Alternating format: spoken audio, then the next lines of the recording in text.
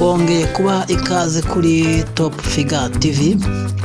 Bakunzi ba Top Figure TV, mwaramutse mwiriwe bivanye naho umwe wese aherereye.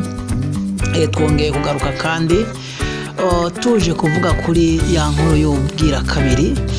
By'ukuri nk'uko mugiye kwibona imbere muri video uko bimeze, ntabwo byari ibintu byoroshe, byari ibintu biteye ubwoba. Muraza kubona amarira yari ahari, muraza kubona mbese uburyo byari byateye ubwoba. Nk'uko rero nari bigenda bibabwira mu ma video yatambutse ejo, cyangwa se mu makuru yacu yatambutse ejo, nari nabwiye ngo abaturage b'ibyo bihugu baragize ubwoba, ndetse n'abaturage ba Afurika hari bamaze kugira ubwoba, bibaza ngo ese biraza kugenda gute, mbese ubwira kabiri muri Afurika turaza kubyakira gute, cyane ko hariho ibikoresho nk'uko mubibona ngaha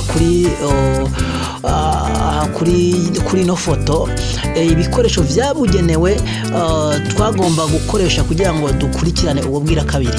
Rero benshi ibyo bibazo bakomeje kubyibaza, mbega biragenda gute, mbega turaza kubyitwaramo gute, ariko by'ukuri twari twamaze kubabwira ngo ubwira kabiri ni muri Canada, mu burasirazuba bwa Canada, no mu mareta 15 ya Leta Zunze Ubumwe za Amerika, wongeyeho na Mexique.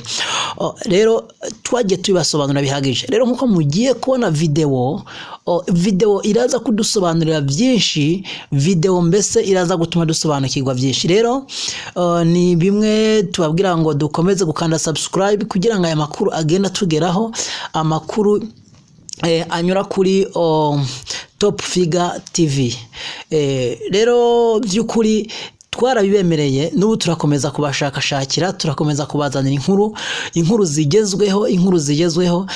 Ntabwo muzigera mugwa isari, ntabwo muzigera mu irungu ribatera. Oya, turi kumwe namwe muri kumwe natwe kuri Top Figure TV. Rero tubahaye ikaze kandi tubasaba gukanda subscribe kugira ngo inkuru ikugereho. Mwakoze, reka dukurikirane video. Et c'est quelque chose qui se fait tout seul, parce que ça nous enveloppe tous et